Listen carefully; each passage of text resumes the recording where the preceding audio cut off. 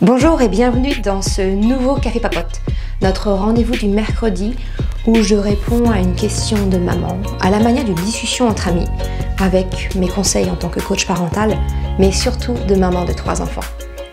Aujourd'hui, je voudrais te parler des jouets et de l'envahissement que cela peut être dans ta maison.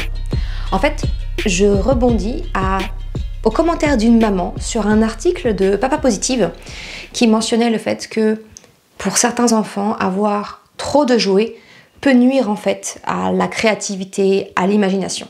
Du coup, cette maman s'est interrogée sur le fait de mais quels sont les jouets qu'elle doit laisser dans la chambre de son enfant pour lui permettre de jouer. Son conjoint lui dit que clairement leur enfant a beaucoup trop de jouets, que ça envahit la maison. Mais elle, d'un autre côté, elle constate que sa petite cuisine, il joue avec sa petite cuisine, son établi, il joue avec son établi, ses petites voitures, les Playmobil.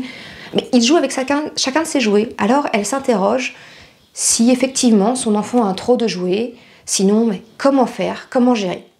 Et je pense que ça, c'est une question en tant que maman, en tant que parent, qu'on a toutes à un moment donné de se dire mais vu le bazar qu'il est capable de mettre dans la maison, mon enfant a trop de jouets. C'est ce que j'aimerais aborder aujourd'hui avec toi dans ce Café Papote.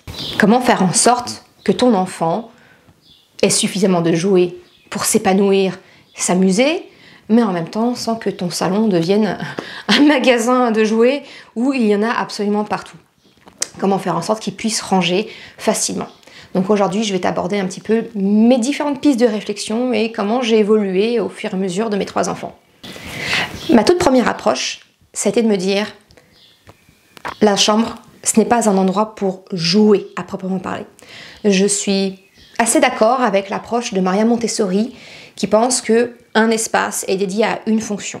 Alors bien entendu, la chambre peut se composer de plusieurs espaces. Moi, en tant que maman, avec mon premier enfant, je voulais vraiment que la chambre soit un endroit où il puisse se reposer, être au calme. Donc tout ce qui est jouer, a fortiori ceux qui font du bruit, de la musique, de la lumière, ça n'allait pas trop avec ma vision des choses. Donc je te partage ma réflexion. Pour moi, la chambre était un endroit pour dormir ou pour avoir un temps calme. Alors, les jouets, pour moi, n'étaient pas dans la chambre.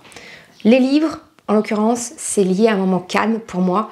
Et ils ont toujours fait partie de notre rituel du soir. Donc, ils avaient tout à fait la place dans leur chambre. Aujourd'hui, mon approche, elle est différente. Chocapic va avoir 8 ans, Choupinette a 6 ans. Krapopoulos, lui, va bientôt avoir 3 ans. Donc, il est en pleine transition. Mes grands, j'ai revu ma position, tu sais bien, ma vision de la parentalité, c'est toujours se remettre en question et s'adapter en fait aux besoins de notre enfant. Clairement, moi, Chocapic et Choupinette m'ont demandé d'avoir des jouets dans leur chambre pour pouvoir jouer, pas de problème. Krapopoulos, c'est en légère transition.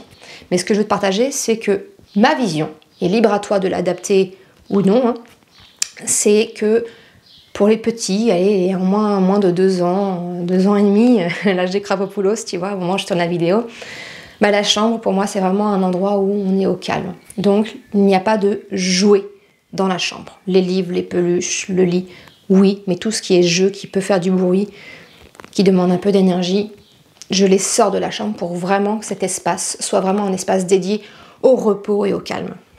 Mais alors, tu vas me dire, mais Maud, t'es bien gentille, mais on n'a pas tous la chance d'avoir une maison de 200 mètres carrés.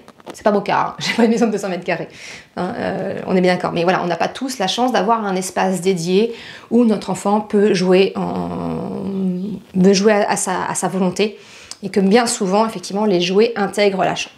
Alors, je vais te partager ma vision, encore une fois, ma façon de faire pour que tu puisses piocher ce qui te va et laisser ce qui ne te va pas. Quand je suis devenue maman, on habitait dans un petit 4 pièces de 70 mètres carrés où on a vécu avec Chocapic, Choupinette qui est restée à peu près 1 mois. On a déménagé parce que malheureusement il n'y avait pas du tout pas de place pour elle dans cet appartement et la chambre était trop petite pour les mettre tous les deux ensemble. Enfin bref, tout ça pour te dire que vraiment avoir un tout petit salon et pas de pièces dédiées pour les enfants, j'ai connu et pourtant mon enfant n'avait pas ses jouets dans sa chambre. Donc c'est là où je veux en venir dans cette vidéo, c'est que très vite, instinctivement, j'ai mis en place le roulement des jouets en fait. Je n'ai pas laissé tous les jouets à mon fils à disposition, sans quoi mon salon dans lequel étaient ses jouets aurait ressemblé à un magasin de jouets en permanence. Et moi j'ai besoin, pour me sentir bien, j'ai besoin d'avoir un intérieur ranger, tout est relatif avec un enfant, mais en tout cas un endroit où je me sens bien. Et un endroit où je me sens bien, c'est pas un endroit où il y a des petites voitures, des Playmobil, des Lego qui traînent à droite et à gauche. Voilà. Donc on a mis en place très simplement, très naturellement, j'ai envie de te dire, le principe de roulement des jouets. Le roulement des jouets, j'y vois en fait deux avantages. Le premier, c'est comme le nombre de jouets disponibles est limité, et bien forcément le bazar ambiant, il est limité lui aussi. On contient l'explosion d'Hiroshima quelque part. Ton enfant ne va pas sortir tout et tout vider tous ses bacs. Et là, c'est vraiment décourageant pour tout le monde de ranger. Donc j'apprécie particulièrement cette notion de dire, au moins, il y en a moins à ranger quand on s'y met tous pour pouvoir retrouver une pièce de vie agréable pour tout le monde. Donc dans mon salon, j'ai concédé un petit espace où on a acheté un petit meuble. Alors le géant suédois, dans ces cas-là, peut être ton meilleur ami. Nous, on est grands fans des meubles Trofast d'Ikea, où j'ai acheté une petite colonne que j'ai intégrée dans mon salon. Et on a mis... Alors à l'époque, Choc-à-Pic était tout seul. Donc il avait un grand bac, un petit bac, et puis une petite étagère dedans pour pouvoir poser des livres ou faire joli. Ça, c'était moi qui voulais faire joli. Clairement, un enfant d'un an, ça fait pas joli, hein, il s'est pas rangé, donc c'était pas possible. Mais ce que je veux dire par là, c'est qu'il est facile de prévoir un petit panier, un petit endroit facile où tu peux stocker ses jouets et lui apprendre à remettre dedans. Le bac ou le panier en tissu sont des choses très faciles. Lui montrer comment remettre dedans. Très vite, ils acquièrent cette capacité-là et tu peux lui apprendre naturellement à ranger de cette façon. Alors maintenant, nous, ils sont 3 à la maison. Donc cette petite étagère, elle a récupéré 3 bacs moyens. Ils en ont un chacun qui est dans notre pièce de vie. Donc maintenant, on a la chance d'avoir une salle de jeu. Donc ce meuble-là est dans la salle de jeu, mais ils jouent partout dans la maison avec. Et la règle, elle est simple. Tous les jouets qui sont dans la pièce de vie, qui sont parmi nous, doivent pouvoir tenir dans le bac. Comme ça, c'est très facile de ranger. Ils prennent leur bac, ils ramassent tout à la va-vite, ils mettent dedans et c'est rangé. Ma règle, elle est simple. C'est que je demande que mes pièces de vie, je puisse très facilement les retrouver dans un état agréable à vivre, où il n'y a pas de jouets, de livres. En ce moment, je me bats beaucoup avec les livres qui traînent. Mes canapés ressemblent à des bibliothèques ambulantes et des stocks de livres. Donc ça, c'est ce qu'on est en train d'expérimenter actuellement, c'est de prendre cette habitude de ranger les livres dès qu'ils lisent. Ils lisent énormément de BD, sauf qu'ils les entassent. Ils ne les rangent pas au fur et à mesure. Bref, ça c'est mon aparté. Mais pour dire, voilà, la règle, elle est simple, c'est que je veux que en très peu de temps et très peu d'énergie, pour eux comme pour moi, on puisse retrouver des pièces à vivre agréables à vivre. Alors naturellement, dans ces bacs vont se mélanger tout un tas d'univers différents. Il va y avoir des petites voitures avec des Playmobil, des Barbie, des Lego. Je les restreins pas, tu vois, je les restreins pas à sortir différents éléments. Et on va dire régulièrement, mais rien n'est fixé, peut-être 4 fois, 5 fois dans l'année, on se prend ce temps où on sort le bac et puis on retrie, on redispatche dans les bons bacs qui vont bien pour pas perdre les morceaux et re-ranger. Mais il n'y a rien de figé, c'est vraiment en fonction de leur demande. Le deuxième avantage que je constate à pratiquer ce roulement des jouets, c'est qu'en fait ton enfant, il va avoir le plaisir de retrouver ses jouets. Tu sais, ce plaisir que ton enfant a quand il reçoit un nouveau jeu. La joie de la découverte, imaginer ce qu'il va pouvoir en faire. Ça, c'est quand il en a un nouveau. Eh bien, c'est exactement la même chose qu'il ressent quand un jouet qui a été mis dans le placard pour faire le roulement pendant 1 mois ou 2, eh bien, quand il ressort, il retrouve ce sentiment de « Ah, chouette, oui, je me souviens, je peux faire ci, je peux faire ça ». Il retrouve le plaisir. Et ce que j'aime bien du coup avec ce roulement des jeux, c'est ce deuxième effet qui se coule. C'est ce plaisir de redécouvrir ce qu'il possède déjà, sans avoir besoin de racheter encore et encore et encore. Cette société de consommation qu'on peut avoir et d'avoir énormément et finalement, on ne sait plus trop quoi en faire de tous ces jouets. On les voit mais on ne les utilise pas. Au moins, il y a le plaisir de redécouvrir. Et pour ça, vraiment, c'est un chouette avantage, je trouve, à faire la rotation des jouets. Ça permet que ton enfant ne se lasse pas de ce qu'il a et ça réactive son pouvoir d'imagination par rapport aux jouets qu'il redécouvre. Si vraiment cette technique de rotation des jouets t'intéresse, tu vas me dire d'accord Maude, mais concrètement, je fais comment? Donc comme je te l'ai expliqué, ce qui est important, c'est déjà de définir l'endroit centralisé où vont se trouver les jouets à disposition. Donc pour les tout petits, je t'encourage à aller des petits paniers très souples, des petits casiers faciles à ranger. Tu peux les mettre, en glisser un ou deux à côté du canapé. Très facile, ça peut être une bonne solution. Le fameux meuble Ikea type trop fast aussi peut être une bonne technique. L'important, c'est que le rangement soit facilité pour ton enfant. Tout ce qui est gros éléments de jouets, type la cuisine en bois. Ça, par contre, non, je ne vais pas m'amuser à la déménager et la ranger. La cuisine en bois, par exemple, nous, elle était en permanence, effectivement, dans mon salon. Maintenant, elle est dans la salle de jeu. Elle est en permanence présente. Par contre, tous les petits éléments qui l'accompagnent, la dinette, eux, font partie de la rotation. Donc, le meuble est bien présent, mais tout ce qui la compose, c'est dans un bac à part. Et quand mon enfant me demande, en ce moment beaucoup Krapopoulos, me demande la dinette, pas de problème, je sors le bac et il peut jouer avec dans la pièce où on est. Pour le reste, les petits éléments comme mes enfants ont un petit établi de bricolage roulant. Ça, par exemple, ça ne reste pas dans le salon. C'est mobile, c'est assez compact, je peux le ranger dans un placard. Donc ça va partir. Les grosses pièces, effectivement, je les laisse à disposition, mais tout ce qui les compose, tu l'as compris, donc ça part dans des bacs. Le deuxième élément à avoir, c'est donc d'investir dans des grandes caisses en plastique où tu peux ranger les éléments et avoir une pièce où les stocker. Alors la pièce où stocker, tu vas me dire, Maud, t'es gentil, mais moi ma maison elle est pas extensible. Quand on vivait en appartement, la pièce qui me servait pour stocker les jouets qui n'étaient pas en cours d'utilisation, c'était mon placard d'entrée en fait, sous les manteaux.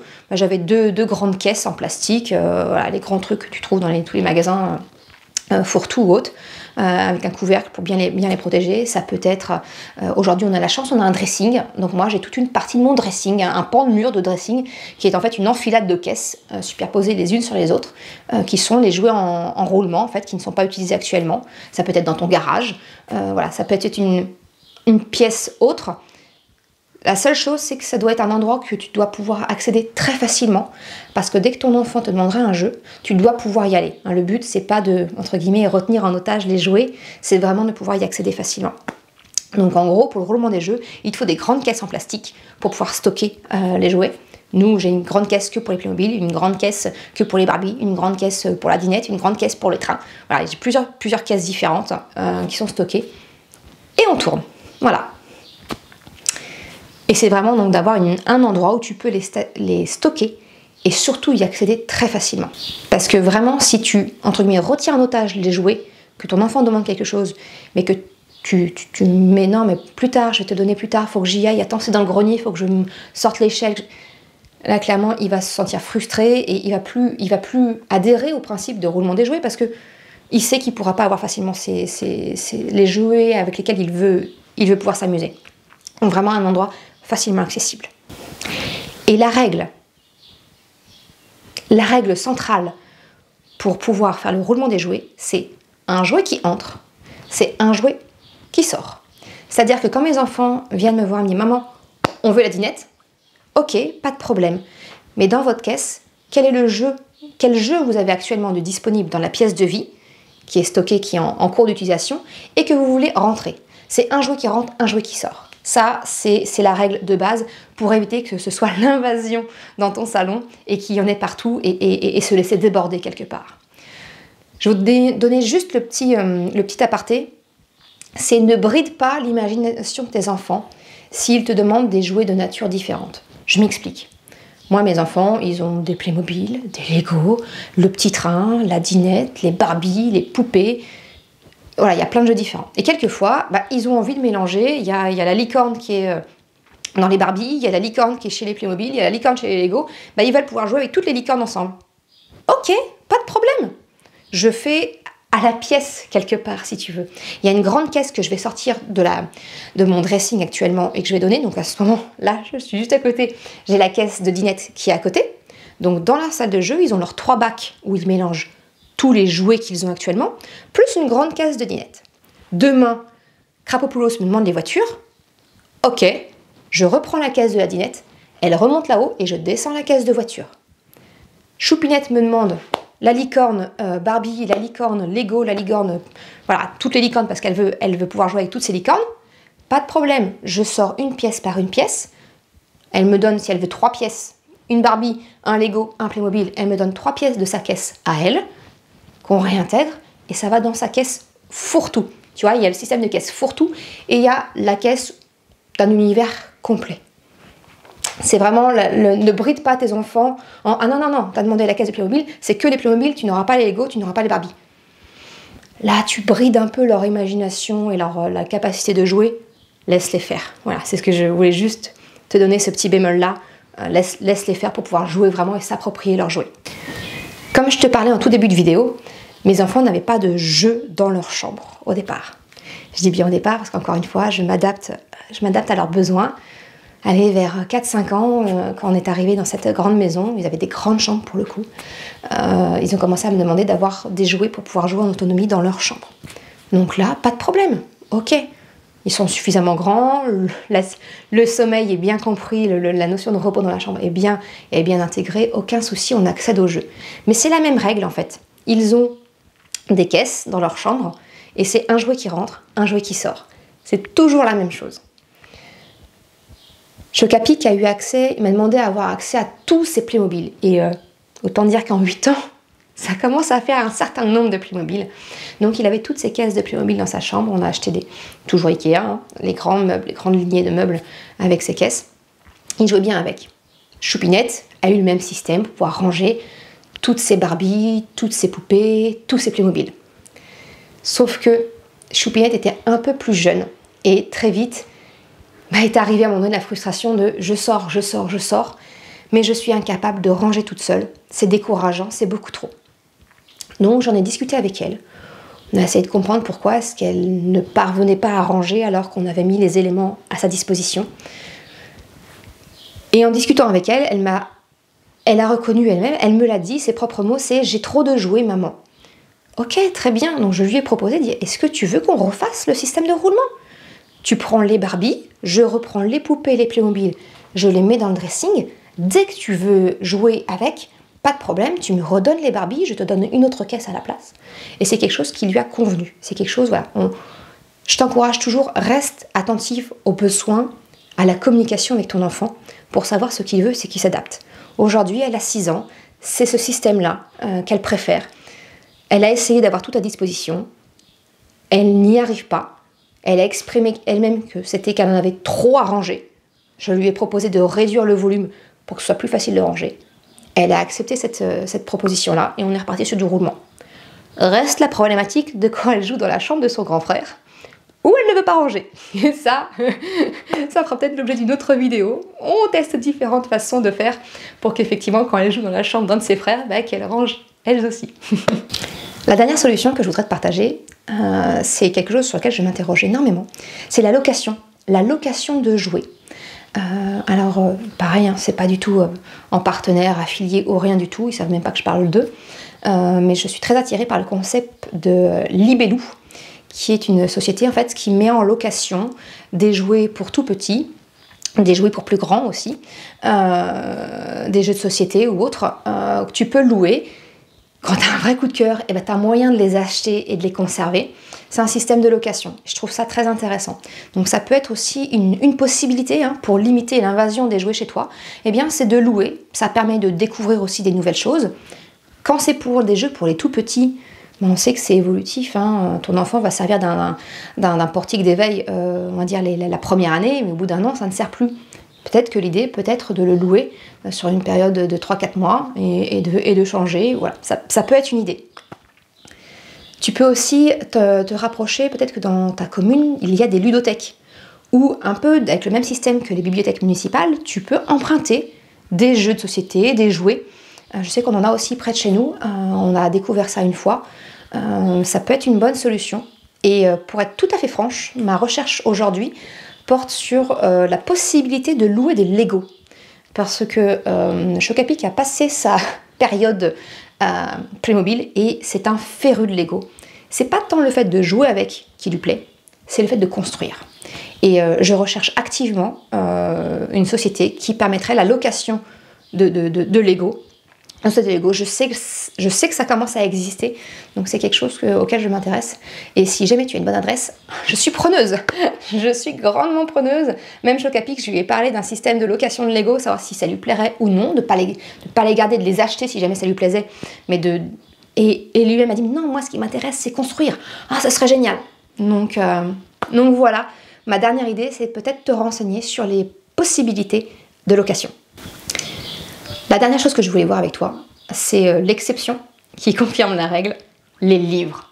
Chez moi, les livres, c'est quelque chose de quotidien en fait. Les livres font partie de notre vie. Je te le dis en plus, du coup, mes enfants sont des grands consommateurs de livres. On va à la bibliothèque très régulièrement pour renouveler le stock parce que voilà, ils les consomment énormément. Alors que Choupinette et Krapopoulos ne sont pas du tout lecteurs, mais juste de regarder les images, ça leur plaît beaucoup.